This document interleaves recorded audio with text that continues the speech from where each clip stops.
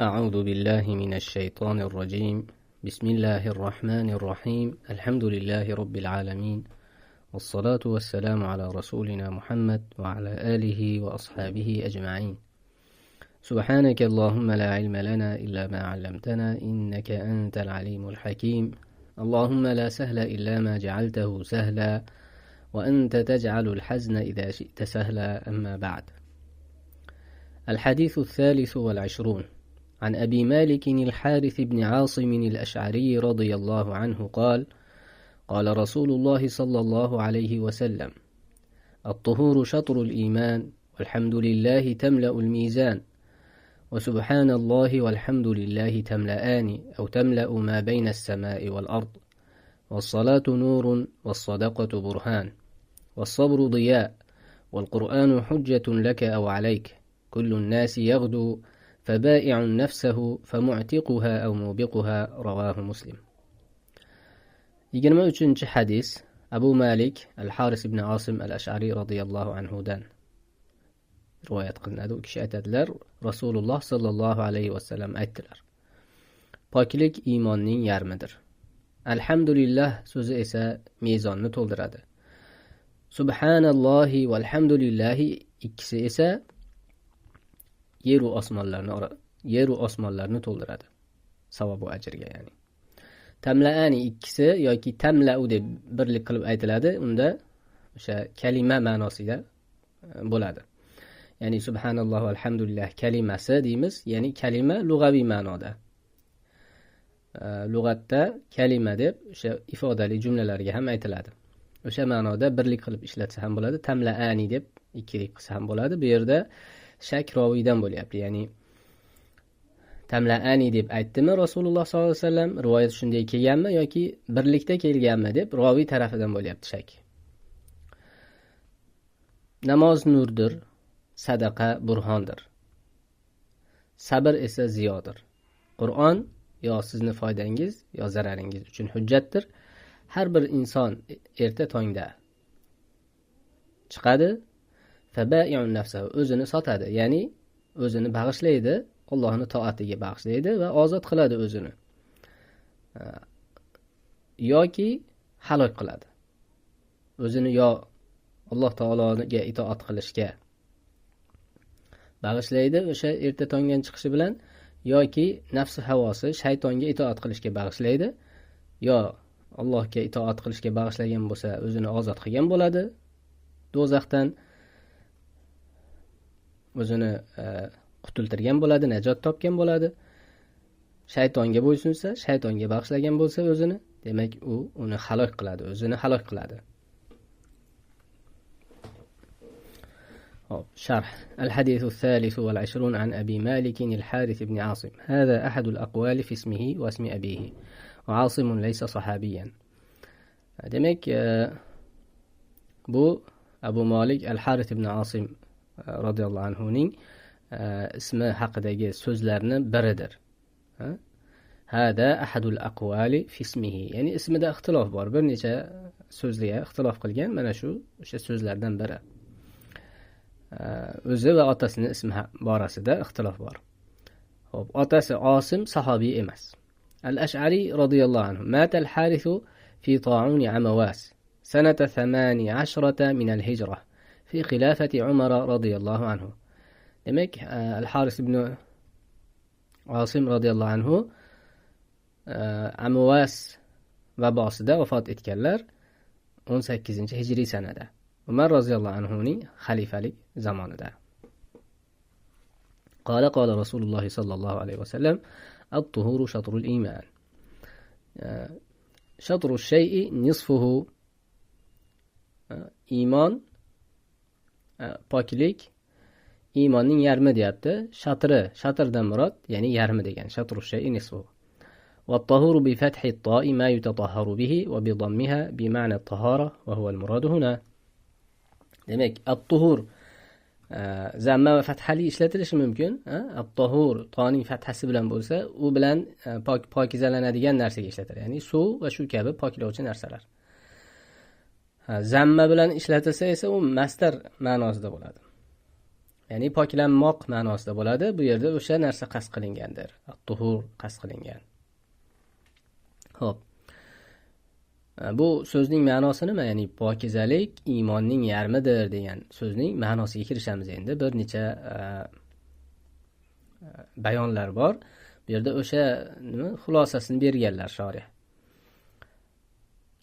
Katta shaharlarda juda ham ko'p gaplar bor bu yerda. Bu yerda shu xulosa eng yaqin nimani bizga taqdim qilganlar qisqartirib. Shorih rahimahulloh. Demak, at-taharatu wat-taharatu lughatan at-tanazzuhu 'anid-danas al-hissi wal-ma'nawi.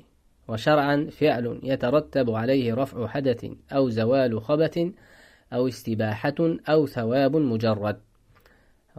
Tahorat ya'ni poklik lug'atda hissiy va ma'naviy kirliklardan poklanish degani. Shar'an esa u shunday fe'lki, unga bir ma'naviy nopoklik yoki hissiy nopoklikni ketishi yoki bir narsani halol sanash, ya'ni tahorat namoz o'qish yoki Qur'on o'qish halol sanash yoki sof savob unga tartib topadigan fe'ldir. Ya'ni o'sha biz bilgan tahorat. Tahoratni olganimizdan keyin unda bizdagi ma'naviy nopoklik ketadi. Au zavalu xabas yoki bir najosat deb qo'ygan bo'lsa, xabas bu hissiy najosat hisoblanadi. Uni yuvib yuborilsa, u ham ketadi suv bilan. Tahorat olingandan keyin istibohat hosil bo'ladi. Istibohat ya'ni halol bo'lishligi, mumkin muboh bo'lishligi. Nimani? Tahoratdan keyin yoki tahoratga bog'liq bo'lgan amallarni qilish, namoz o'qish kabi, tilovat qilish kabi va hokazo. Yoki sof savob uchun qilinish ham mumkin, tahorat olinishi mumkin. Kishi tahorati bor bo'lib turgan bo'lsa, yana ustiga savob niyatida tahorat olsa, bunda faqat savob bo'ladi. Chunki avvalgi holatlar o'zi hosil bo'lib turibdi. Raf'ul hadas, zavalul xabas, demak istiboha hosil bo'lib turibdi. Yana tahorat olsa, shundan keyin ham demak u uchun ajr bo'ladi. Demak, tahoratning lug'aviy ma'nosini tushundik. Hissiy va ma'naviy narsalardan poklanish, shar'iy ma'nosi o'sha biz bilgan a'zolarni yuvib tahorat qilish. At-tuhur deganda nima ko'zda tutiladi? Xo'p, unga to'xtalamiz. Hozir biz tahoratning lug'aviy va shar'iy ma'nosini bilib oldik. Endi iymonning ma'nosiga to'xtalaylik.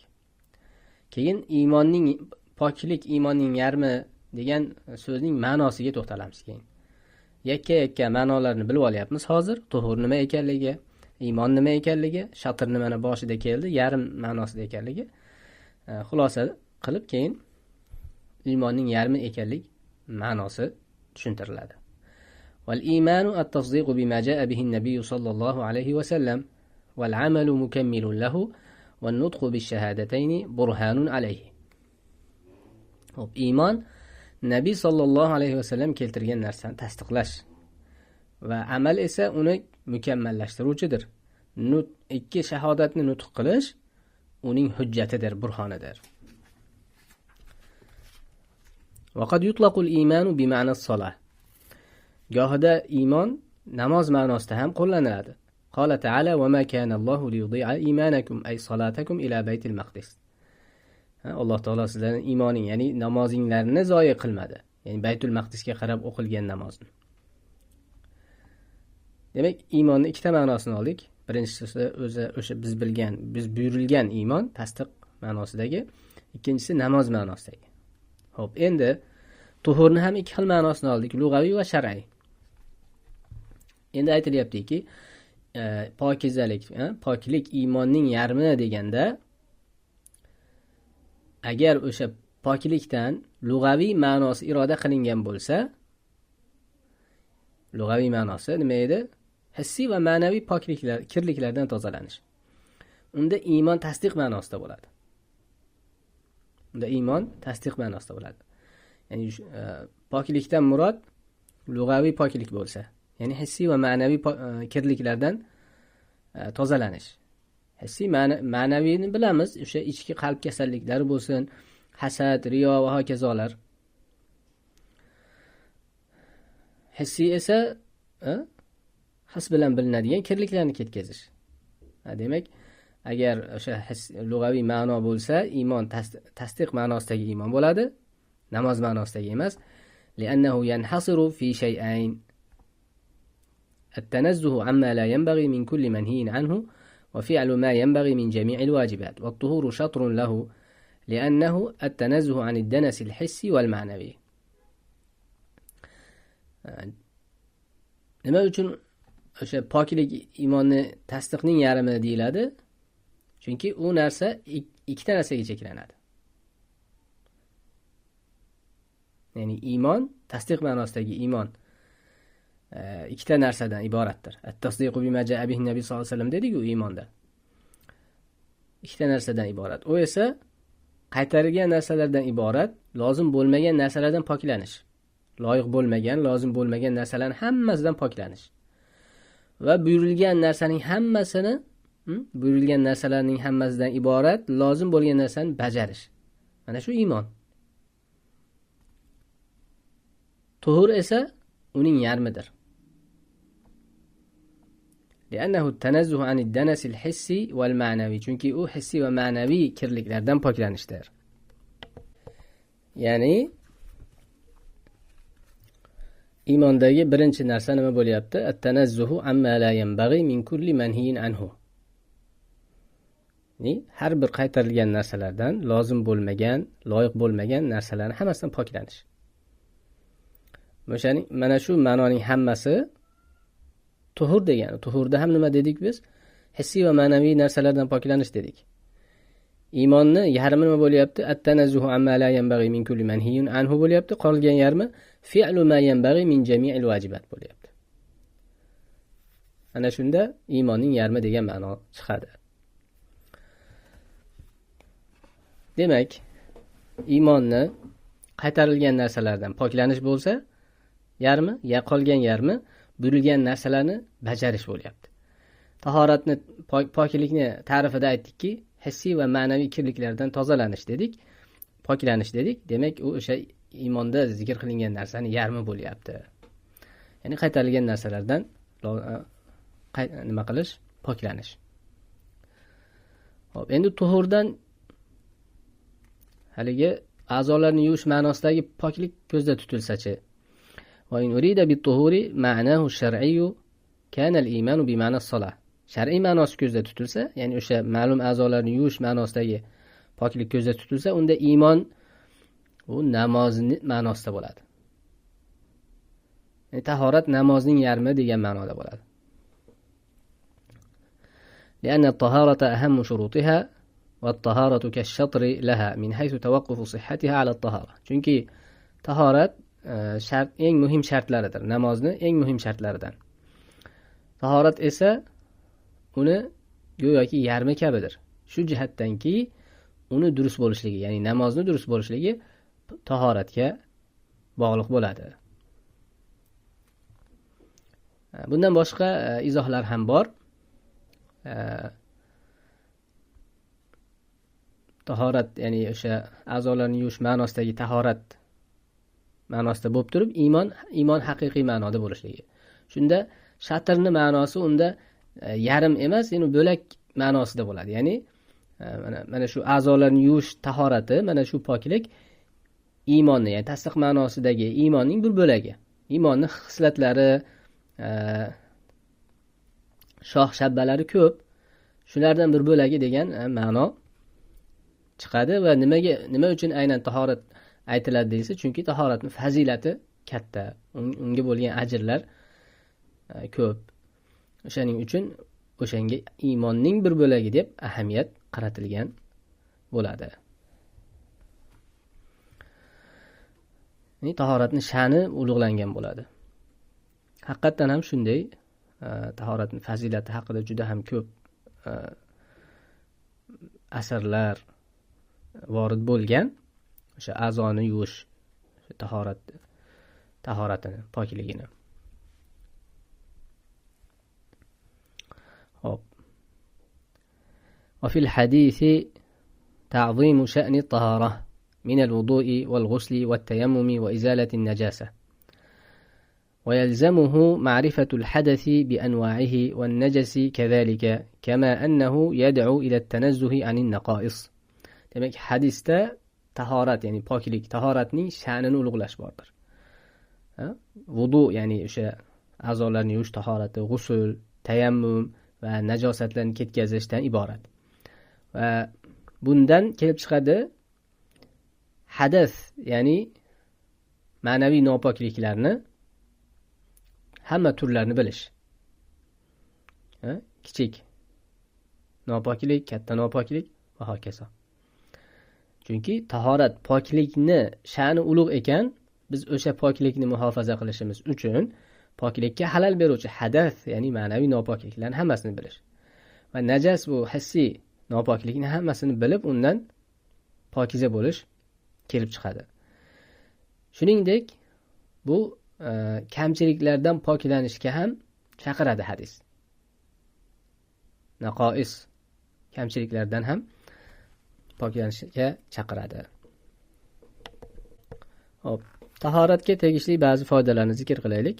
Tahorat vojib va mustahabga bo'linadi. Ya'ni poklik vojib va mustahabga bo'linadi. Mustahabbi bu sunnat qilingan g'usullar va tahoratni yangilash. Bular mustahab. Sunnat bo'lgan g'usullar va tahoratni yangilash. Vojib esa ikki qismga bo'linadi. Qalbiy va badaniy.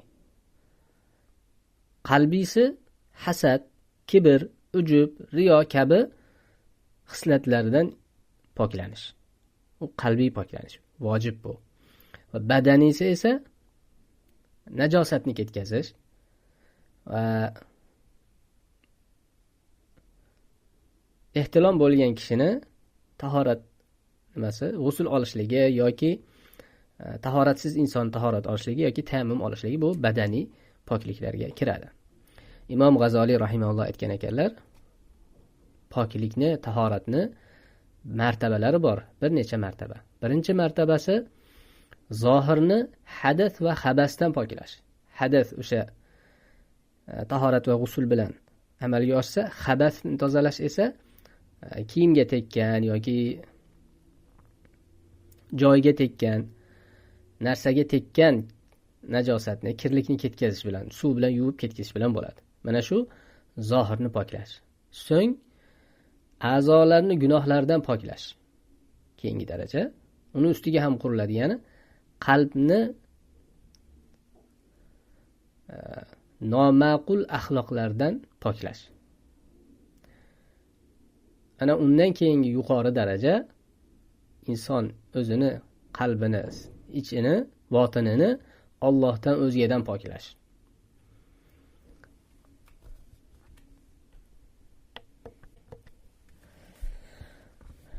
والحمد لله تملأ الميزان أي إن ثواب هذه الصيغة بهذا اللفظ أو ثواب الحمد بأي صيغة تملأ الميزان الذي توزن به أعمال العباد والمعنى أنها لو جسمت لملأت الميزان. الحمد لله kalimasi juda ham ulug' bir zikr, ulug' bir so'zdir bu. Mezonni to'ldiradi. Mezonni to'ldiradi. Ya'ni mana shu siyg'aning, mana shu lafz bilan natavaba hadhihi siyg'a bihadha al-lafz. Bu siyg'aning mana shu lafz bilan bo'lgan savobi yoki umuman hamdning savobi qaysi siyg'a bilan bo'lsa ham bandalarning amallari o'lchanadigan mezonni to'ldiradi. Shu ma'nodaki, agar o'sha amallar, o'sha hamd jismga holatiga keltirilganda edi, mezonni to'ldirib yuborgan bo'lardi, deydilar. Va subhanallohi valhamdulillahi tamla'ani aw tamla'u ma bayna as-sama'i wal ard. Ay hatani al-kalimatani tamla'an. Ya'ni mana shu ikki kalima to'ldiradilar. Aw hadhihi al-ibaratu al-mushtamilatu ala at-tasbih wa at-tahmid tamla'u. Tamla'udan murod yoki mana shu tasbih, hamd va tasbihni o'z ichiga oluvchi ibora to'ldiradi. Birlikda bo'lsa shunday ta'bir qilinadi. Hadhihi al-ibaratu al-mushtamilatu. Ya'ni subhanallohi valhamdulillah iborasi. Shunda birlikka tushaveradi. Tamla'ani deb aytgan bo'lsa ham, tamla'u deb aytgan bo'lsa ham ikkalasi to'g'ri. Lekin Nabiy sollallohu alayhi vasallam aynan qaysisini aytganligida roviy ehtiyot qilganligi sababli, ya'ni aytmagan gapini aytdi deb qo'ymay deb, yo unisi yo bunisini aytdi deb roviy nima qilyapti? Ikkilanyapti bu yerda, Nabiy sallallohu alayhi vasallam emas. Hop, tamlau va aw lishakki fima qalahu an-nabiy sallallohu alayhi vasallam. Aw kalimasi esa bu yerda yoki unday dedi deb aytilishligi Nabiy sallallohu alayhi vasallam aytgan narsada shak qilinganligidandir. Roviyni shakki bu. Foydasi nima uni? Va faidatuha al-ihtiyatu fi an-naql khawfan min al-kadhibi ala an-nabiy sallallohu alayhi vasallam. Naql qilishdagi ehtiyotdir. Nabiy sallallohu alayhi vasallam yolg'on aytib qo'yishdan xavfsirab.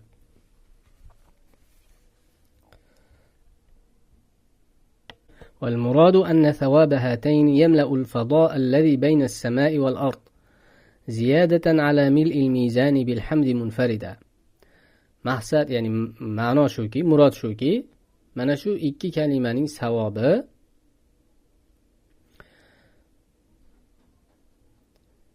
yakka hamd bilan bo'lgan mezonni to'ldirishga qo'shimcha yana yer va osmonlarning orasidagi fazoni ham to'ldiradi. Alhamdulillah tamlaul mizan dedik. Endi unga subhanallohni ham qo'shib aytsa, ham mezonni, ham yer va osmonlarni va undan u yog'ini ham to'ldiradi. Chunki mezonni o'zi yer va osmonlardan katta, keng. Bu yerda maqsad o'sha bir narsani kattaligini ifodalash. Aslida hamdning o'zi nimadan? Tasbihdan ko'ra nimaroq? Afzalroq, ya'ni. Sharhlarda shunday keladi. Hamdning o'zi tasbihning o'zidan ko'ra afzalroq. Chunki tasbih poklashni ifodalaydi, noqisliklardan poklashni. Hamd esa isbotni, Alloh taoloning barcha sifatlarini isbotlab, uni Allohni, ya'ni kishi banda o'zini holatini Allohga topshirishni ifodalaydi. Bu ashrof, ya'ni ulug'roq deyishgan. Shuning uchun hamdni nimasi kattaroq, savobi kattaroq tasbihdan ko'ra. Endi ikkalasi birga ziyodalashsa, birga qo'shilsa yanada ziyoda bo'ladi ajr. وليس المعنى أنهما تملأان ذلك فقط لأن الحمد وحده يملأ الميزان وهو أوسع من طباق السماء والأرض. Bu yerda ma'no o'shani faqat shuni ikkovini to'ldiradi degan ma'noda emas. Chunki hamdning o'zi mezonni to'ldiradi. U esa, ya'ni mezon esa yer va osmonlarning qatidan ham kengroqdir. Qatlaridan ham kengroqdir deyiladi. Xo'p, o'sha hamd haqida Ibn al-Mulaqqin rahimahulloh Imom Navaviyning so'zlarini keltiradi. Tafvid, ya'ni Allohga topshirish, inson o'zini holatini Allohga, barcha holatini, xursandchilik bo'lsin, xafachilik, qiyinchilik bo'lsin, yengilchilik, hammasini, hamma holatlarda inson Allohga topshirib qo'yishligi, alhamdulillah deb Allohga topshirib qo'yishligi, bu tafvid deyiladi. Ana shu tafviz hamdning ustunlaridandir deydilar. Chunki hamdning umumi hamma holatlarda, tanglikda bo'lsin, farovonlikda bo'lsin, taqozo qiladi. Hamma holatlarni taqozo qiladi hamd. Bu esa tafvizdir, ya'ni Allohga topshirishdir. Shuning uchun tafviz, ya'ni Allohga topshirish hamdning ustunidir deydi Imom Navaviy rahimahulloh. Allohga topshirish hamma holatlarda Allohga topshirib qo'yish bu hamdning ustunidir. Kishi endi o'sha ma'noni, hamdning ma'nosini ko'z oldiga keltirgan holda, qalbida, ko'z oldiga keltirgan holda Allohga hamd aytadigan bo'lsa, mezoni hasanotlarga to'lib ketadi. Endi unga tanzihni ham qo'shsa, poklashni, ya'ni subhanalloh, Allohni poklash, bu yanada ziyodalashadi deydilar. As-salatu nurun, namoz nurdur. Ay as-salatu fardan aw naflan kan-nuri fil hidayati ila tariqil khayr, fa innaha tanha 'anil fahsha'i wal munkar, aw annaha dhatu nurin tas'adu biha al-mala'ikatu wa laha nur. Ya'ni namoz farz bo'ladimi yoki naflmi? yaxshilik yo'llariga, yaxshilik yo'liga hidoyat qilishda nur kabidir. Chunki zero u fahsho yomon ishlardan, munkar ishlardan tiyadi, qaytaradi. Yoki u nurlidir. Uni farishtalar ko'taradilar. Nuri bo'lgan holda farishtalar samoga ko'taradilar. As-solatu nur ning ma'nosi mana shu. Yana aytilgan ekanki, uning savobi qiyomat kunida egasiga nur bo'ladi. Va yana aytilganki, nurligini ma'nolarini, bu ma'nolarning hammasi o'sha namozga tegishli. Chunki u qalbning nurlanishiga sabab bo'ladi. Qalbning nurlanishiga sabab bo'ladi. Egasining nurini ikki dunyoda ham egasining yuzini nurli qilishga sabab bo'ladi. Shuning uchun ham rivoyat kelgan hadislarda as-solatu nurul mu'min deb. Namoz mo'minning nuri. Va yana man solla bil-layli hasuna wajhuhu bin-nahar. Kim kechasida namoz o'qisa, kunduzida yuzi go'zal bo'ladi.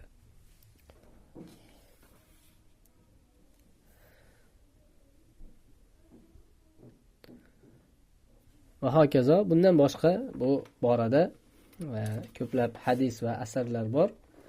Sahobalardan kelgan so'zlar.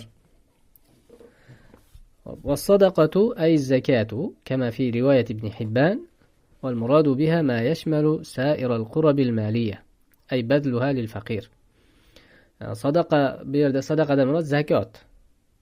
ابن حبان رواية ده كليانة دي. يعني باشخة بالرواية ده والزكاة برهان دي بكيان yoki sadaqadan murod bu yerda o'sha barcha molga oid bo'lgan ibodatlarni o'z ichiga oladi. Ya'ni o'sha molni faqirlarga sarflash. Bu burhan, ya'ni burhondir, bu hujjatdir. O'sha sarflovchisining sodiqligiga bo'lgan hujjat. Nima uchun? لأن المال شقيق الروح فإعطاؤه الفقير الذي لا يرجى منه نفع عاجل دليل على الإيمان بالله وباليوم الآخر الذي يستوفي فيه ثواب صدقته منه تعالى. Bu sarflovchisining iymonining sodiq ekanligiga hujjat bo'ladi, chunki mol bu jonning jigaridir. Jigarbandi, ya'ni ayrilmas bir bo'lagidir mol, ruhni. Endi ana shunday holatdagi narsa, ana shunday molni undan ojil naf, ya'ni tez vaqtda naf umid qilinmaydigan bir faqirga sarflash, uning iymonining daragi bo'ladi. Uning iymonli ekanligi, Alloh taologa iymon keltirganiga dalil bo'ladi, belgi bo'ladi. Va uni savobini to'la-to'kis, sadaqasining savobini to'la-to'kis u kunda u zotdan olib oladigan, demak oxirat kuniga ham iymon keltirgan ekanligini dalili bo'ladi. Shuning uchun bu dalil deyilyapti. Sadaqa bu dalil, ya'ni burhon, hujjatdir egasiga. Chunki u sadaqani nima qilyapti? Faqat Allohga iymon keltirgani uchun beryapti buni. Va buning qiyomatda, oxirat kunida u uchun nafi bor ekanligiga, Alloh bergan xabarga iymon keltirganligi uchun qilyapti buni. Demak bu uning sadaqa, uning mo'minning hujjati. Was-sabru diya'un. الصبر لغة حبس النفس على المكروه، وشرعا حبس النفس على العبادة ومشاقها وعلى المصائب وحرارتها وعن الشهوات ولذائذها، فأنواعه ثلاثة وأفضلها النوع الأخير. صبر معناص لغة نفسنا yoqtirilmagan narsada, noxushliklarda tutib turmoq. Ya'ni insonning nafsiga yoqmaydigan narsalar tutib turmoq. Lekin asli u yaxshi narsalar. O'sha yaxshi narsani nafs yoqtirmaydi. O'sha yaxshi narsa uchun nafs o'ziga yoqmagan narsalarda tutib turmoq bu demak sabr lug'atdan. Shar'an esa ma'nosi kengroq. Ibodat va uning mashaqqatlariga, musibatlar va uning alamlariga, harora o'sha alamlari, shahvat va uni lazzatlari, shahvatdan tiyilish, shahvat va uning lazzatlaridan tiyilishga sabr qilish. Tiyilishda o'zini tutib turishga sabr deyiladi. Demak, 3 ta narsani aytdik. Ibodat va uning mashaqqatlariga sabr qilmoq, musibatlarga, taqdirdagi bo'ladigan har xil kulfat, musibatlarga. Uchinchisi, ma'siyatlardan saqlanishga sabr qilish. Mana buni bu 3 ta tur bo'lyapti. Eng afzali eng oxirgisi ekan.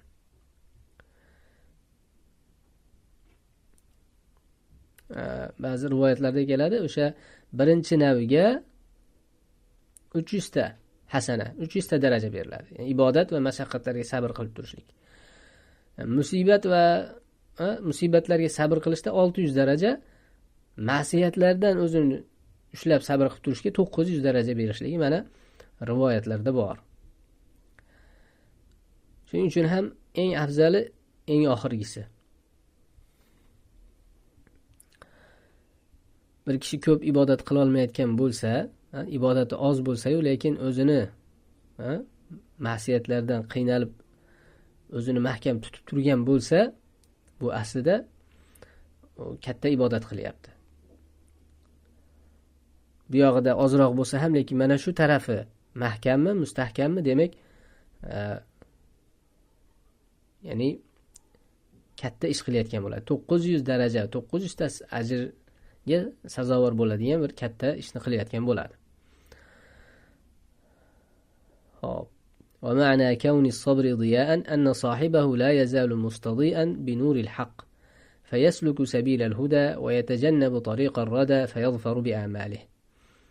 Sabrni ziyo bo'lishligining ma'nosi, uning egasi, ya'ni sabr egasi hamon haq nuri bilan nurlangan holda bo'ladi va u bilan hidoyat yo'lini tutadi va halokat yo'lidan chetlanadi va o'zining orzu istaklariga erishadi. Ya'ni Allohning roziligi va oxiratda jannatga erishadi. Inshaalloh taala.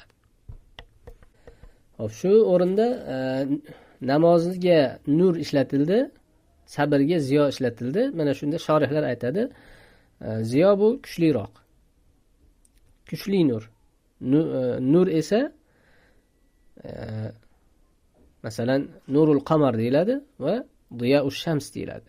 Ya'ni quyoshning kuchliroq. Shuning uchun aytishadiki, sabr namozdan yaxshiroq deydi. Nima uchun? Chunki sabr namozni ham va boshqa ibodatlarni ham o'z ichiga oladi deydilar shorihlar. Aytadilarki, ziyo bu kattaroq va yetukroq bir narsadir. Nurdan ko'ra kuchliroq va kattaroq narsadir. Alloh taolo aytadi: "Huvallazi ja'ala ash-shamsa diya'an wal qamara nura." Ya'ni quyoshni ziyo etdi, oyni esa nur etdi Alloh taolo deb keltirilyapti mana oyatda. O'shaning uchun aytishganki, farqi hadisdagi farqi.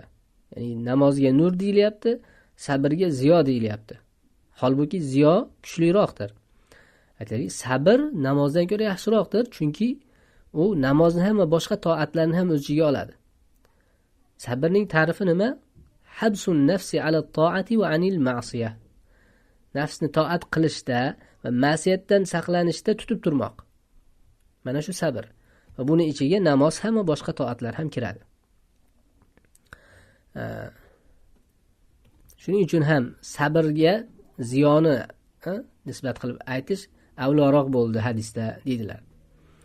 Va yana Alloh taolo Qur'onda o'sha sabr bilan namozni zikr qilgan vaqtda sabrni avval qildi. Sabrni muqaddam qilib zikr qildi. Vasta'inu bis-sabri was-salah dedi. Sabr muqaddam kelyapti, bu o'sha unga ahamiyat ko'proq berilganligiga dalolat qiladi deydilar. Chunki sabrga quriladi hammasi, namoz ham, boshqa toatlar ham. Ya'ni o'sha maqtovli shariat targ'ib qilgan sabr ko'zda tutiladi. Yana oyatda Alloh taolo aytadi: "Va ja'alna minhum a'immatan yahduna bi amrina lamma sabaru."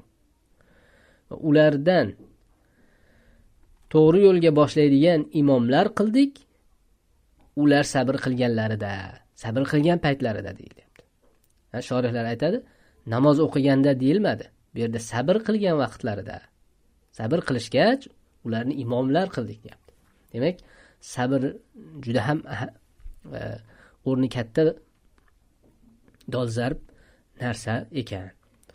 Va yana bir oyatda innama yuvaffas-sabiruna ajrahum bighayri hisab. Sabr qiluvchilarning mukofotlari behisob to'la-to'kis beriladi. Hadisda ham keladi: "Ma u'tiya abdun khayran awsa ata'an min as-sabr." Banda sabrdan ko'ra kengroq tortiq berilmagan bandaga.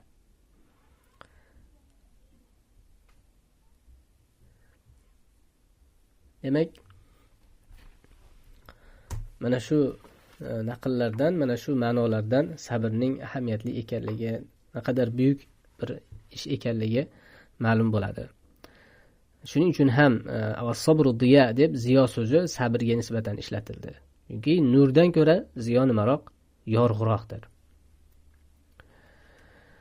ومعنى كون الصبر بن أقدك ويسن لمن أصيب بمصيبة أن يقول إنا لله وإنا إليه راجعون. من صبر يتيشي نرسبه يعني الله تعالى قدر داية كلفات ومصيبات لر كيلجنده إنسانجا سنت بولدين نرسى بران بر مصيبة يتسى إنا لله وإنا إليه راجعون اللهم أجرني في مصيبتي واخلف لي خيرا منها دي مخليك تر مصيبتimda menga ajr bergan va undan yaxshisini menga o'rniga keltirgan degan duo sunnat. Va yusaidu ala sabri umurun. Endi sabrga bir necha narsalar yordam beradi sabrli bo'lishga. Ahammuha at-tasalli bima waqa'a li ghayrihi. O'zgaga voqe bo'lgan narsa bilan tasalli topish. Ya'ni insonga bir musibat yetsa, o'ylanadi inson, menga shu musibat yetdi hozir, falonchiga bundan ham kuchlirog'i berildi. Ana u odamning musibati, kulfatlari menikidan ham o'nchandon ko'p. Mana shunday fikrlanadi. Ana shunday holatlarda tasalli topadi. Va shu bilan birga va tazakkurul ajr, ajrni eslaydi. Alloh taolo bir musibat bergan bo'lsa, uni albatta ajri bordir. Alloh taolo bir kishini yaxshi ko'rsa, unga musibat beradi, degan nima bor? Naql asar bor. Hatto ba'zi qissa rivoyat qilinadi. Yani bir kishi yoki bir ayol juda ham soliha, yaxshi ayol bo'ladi, lekin eridan taloq berishni so'raydi.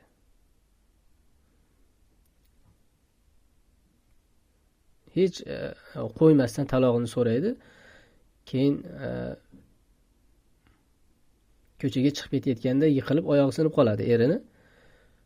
Shunda haligi ayol bo'ldi, endi fikrimdan qaytdim deydi. Nima uchun unday qilding desa, aytadiki, shuncha yil siz bilan yashadim, biron bir sizga musibat yetmadi. Shunda bildimki, Alloh sizni yaxshi ko'rmas ekan. Alloh yaxshi ko'rgan bandasiga bir musibat beradi, sizga hech musibat bermagan Alloh. Shuning uchun men sizni yomon inson ekan deb talog'imni so'radim. Ana endi ko'rib turibman, oyog'ingiz sindi, musibat tushdi boshingizga. Demak, Alloh taolo sizni yaxshi ko'rar ekan, bu ra'yimdan qaytdim degan ekan. Hop, demak, sabirlarga Alloh taolo, sabr qiluvchilarga Alloh taolo tayyorlab qo'ygan ajrni eslaydi.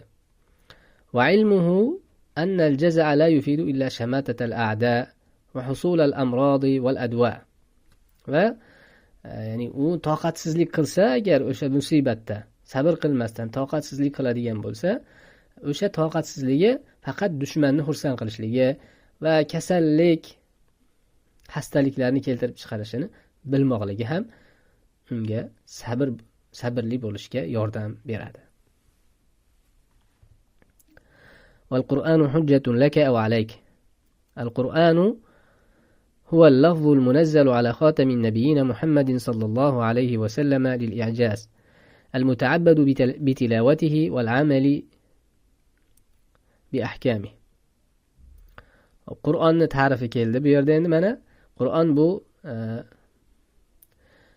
payg'ambarlarning xotami Muhammad sallallohu alayhi vasallamga i'joz uchun, ya'ni ojiz qoldirish uchun, mo'jiza bo'lishligi uchun nozil qilingan, mo'jiza bo'lishligi uchun tilovati bilan ibodat qilinadigan ahkomlarga amal qilish bilan, tilovati va ahkomlarga amal qilish bilan ibodat qilinadigan Nabi Muhammad payg'ambarlarning xotami Muhammad sallallohu alayhi vasallamga mo'jiza bo'lish uchun nozil qilingan lafzdir. Qur'on so'zdir. Hop, val Qur'anu hujjatun laka va alaykaning ma'nosi nima? Val ma'na anna al-Qur'ana hujjatun li hamilihi idza amila bima fihi.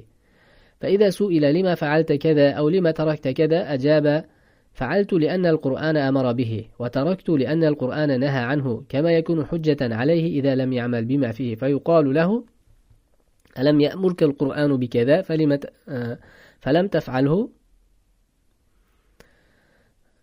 ألم ينهك عن كذا ففعلته. ma'no shuki, Qur'on homiliga, Qur'onni ko'taruvchisi, ya'ni har bir mukallaf hujjat bo'ladi. Homil o'zi uchun foydasiga hujjat bo'ladi agar unga amal qilsa. Agar so'ralsa, nimaga bunday qilding desa yoki nimaga falon ishni qilmading desa, qildim chunki Qur'on bunga buyurdi. Tark etdim chunki Qur'on bundan qaytardi deydi amal qilgan odam.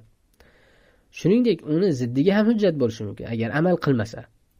Unga aytiladi, nima uchun Qur'on senga falon ishni buyurmadimi? Falon ishga buyurmadimi? Nimaga qilmading deydi. Yoki falon ishdan qaytarmadimi? Nimaga qilding deb so'raydi.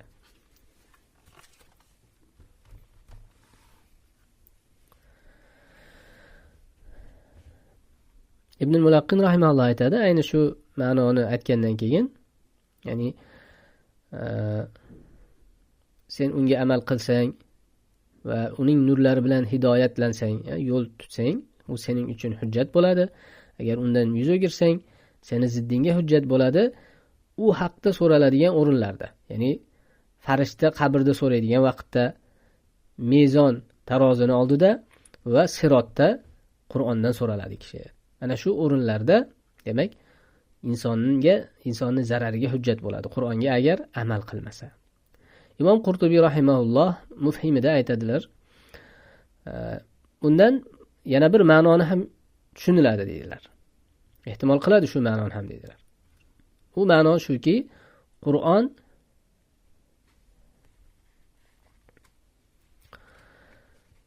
nizo vaqtida, shar'iy bahslarda, shar'iy mavzularda, kelishmovchilik vaqtida, hukmiy voqealarda, hukmi bayon qilinadigan o'rinlarda unga to'xtaladigan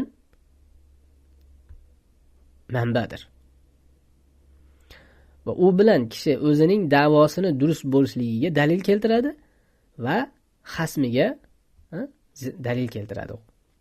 Demak, Qur'on mo'minning hujjati. Shar'iy mavzularda kelishmovchilik bo'lsa, o'shanga to'xtaladi Qur'onga va o'zining da'vosini Qur'on bilan isbotlaydi va xasmiga Qur'on bilan rad beradi.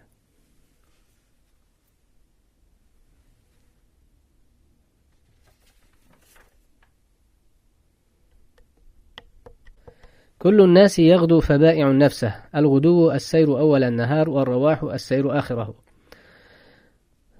Ya'ni hamma insonlar erta tongdan chiqib ketadi. Al-g'ududan murod kunduzni avvalida yurmoq, tong vaqtida yurmoq. Va ravah esa roha yaruhu deyilsa, o'sha kunduzni oxirida bo'lish. Lekin gohida majozan ikkovi umuman mutlaq yurishga ham, mutlaq chiqishga ham ishlatilaveradi. Kullun nasi so'zi mubtado bo'ladi, yag'du jumlasi esa uning xabaridir. Va ufrida damiruhu nazaran li lafzi kullin. Yag'du deb uni huwa zamir mustatir berildi. Garchi ma'no odamlar bo'lsa ham, lekin u nimaga qaytyapti? Kull lafzini e'tibori bilan. Kull lafzi u ko'plik emas. Ma'nosi ko'pligu, lekin lafzi ko'plik emas. Shu lafzini e'tibori bilan unga mufrad zamir qaytarildi. Ma'no jihatdan ko'plik ma'nosida bo'lsa ham. Arab tilida shu narsa bor. Ya'ni bir so'zni lafzi mufrad bo'lsa-yu, lekin ma'nosi ko'plik ma'nosida bo'lsa, unga birlik zamir qaytarish ham, birlik olmosh qaytarish ham mumkin bo'ladi va ko'plik olmosh qaytarish ham joiz bo'ladi. Hop, fabai'un nafsahu xabaru mubtada'in muqaddar. Fabai'un nafsahu degan so'zi esa o'zini sotadi degani, Allohga sotadi degani muqaddar taqdir qilingan mubtadoning xabari, ya'ni fahuva bai'un nafsahu bo'ladi. Aw ma'tufun ala yaghdu yoki yaghduga atf qilinsa ham bo'ladi. Endi bu ismi fa'ilni muzoriga atf qilish bobidan bo'ladi. Bai'unni yaghduga atf qilingan bo'ladi, chunki ismi fa'il ham o'sha muzoriga o'xshaydi ma'no jihatdan. Shuning uchun ham bu muzori o'sha ismi fa'ilga o'xshagani uchun ham mu'rab bo'lgan, shabahi bihi. Muzori bilan nimani ismi fa'ilni o'xshashlik jihatlarini ko'p bayon qilganmiz. Nahv ilmlarida bunga to'xtalmaymiz. Unga o'xshaydi xullas bu yerda. Fa mu'tiquha aw mubiquha, ozod qiladi yoki halok qiladi. Tafsilun li g'oyati zalika al-bay'. O'sha bay'ni g'oyasi, ya'ni oxiri borib yetgan natijasini tafsiloti bu. Ya'ni kishi o'zini sotadi. Sotadi degan nima degani? Ya'ni Allohga sotadi, Allohga bag'ishlaydi, sarflaydi o'zini toat qilish bilan. Unda o'zini ozod qilgan bo'ladi yoki shaytonga, nafs havosiga sotadi, bag'ishlaydi, o'zini sarflaydi. Demak, unda halokatga uchratgan bo'ladi o'zini. والمعنى إن كل أحد من الناس يبعث من نومه فيسعى في تحصيل أغراضه ويجد في تحقيق مآربه وفي أثناء ذلك يضيع عليه يومه فكأنه يبيع ساعات حياته بما يكسبه فيها فإن كان ما فعله في ذلك اليوم خيرا فقد باع نفسه بما يرضي ربه فيعتقها من غضبه وعذابه وإن كان ما فعله شرا فقد باعها بغضب ربه فيهلكها نعوذ بالله من شرور أنفسنا وسيئات أعمالنا رواه مسلم في كتاب الطهارة. ma'no shuki, odamlardan har bir kishi uyqudan uyg'onadi. Yub'athu min nawmihi. Uyqudan uyg'onadi. Va o'z maqsadlarini hosil qilishda harakat qiladi. Ma'arib bu ham o'sha maqsad, istaklarini amalga oshirishda jiddiy jahd ko'rsatadi. Mana shu asnoda uning kuni ketadi. Zoya bo'ladi kuni. Go'yoki u o'zini hayotidagi o'sha soat vaqtlarni unda kasb etadigan narsasiga sotgan bo'ladi. Almashtirish, sotish, sarflash. Hosil qilgan narsasiga vaqtlarini, hayotini nima qildi? Inson sarfladi, bag'ishladi, sotdi. Agar o'sha kunda qilgan ishlari yaxshilik bo'lsa, demak o'zini Rabbisi rozi qiladigan narsaga sotibdi, almashtiribdi. Va uni o'zini, nafsini Allohning g'azabidan, azobidan ozod qilibdi shu bilan. Yo'q, agar u qilgan narsa yomonlik bo'lsa, demak Rabbisining g'azabiga sotibdi o'zini. G'azabiga almashtiribdi va uni o'zini halokat qilibdi, halokatga solibdi. Na'udhu billahi min shururi anfusina. O'zimiz yomonliklarimizdan Allohdan panoh so'raymiz. Amallarimizni yomonliklaridan Allohdan panoh so'raymiz. Imom Muslim rivoyat qilgan bu hadisni tahorat kitobida. Allohu ta'ala a'lam va sallallohu vasallam va baraka ala sayyidina va nabiyina Muhammad va ala alihi va ashabihi ajma'in.